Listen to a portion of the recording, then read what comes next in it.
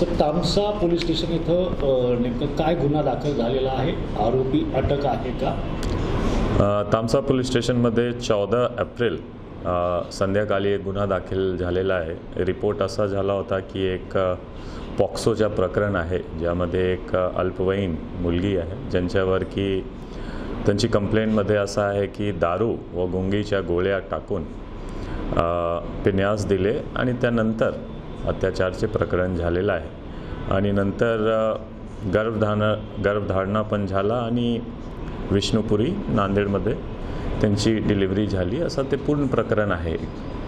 आणि त्यामध्ये जे संशयित आरोपी आहे, एलेज्ड आरोपी आहे, त्यांना तामसा पोलीस टीमने अटक केलेला आहे। आज कोर्टमध्ये पेश करणार आणि त्यांची पूर्ण तपास स्टार्ट टू एंड आम्ही करू आणि लवकरच त्यामध्ये अजून जे काही डिटेल्स आहेत, जे काही ॲलिगेशन आहे की पैसेचे घेवाणदेवाण झाला, ते सर्व डिटेल्स आणि सर्व फॅक्ट्स इन्व्हेस्टिगेशनमध्ये समोर येईल।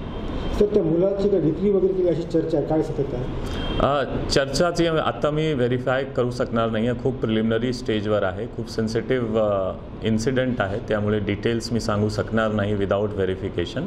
ते तपासमध्ये सर्व समोर येईल, जर खरंच हा घटना घडलेली आहे की नाही तपासमध्ये समोर येईल। आता खूप प्रिलिमिनरी स्टेजवर आहे।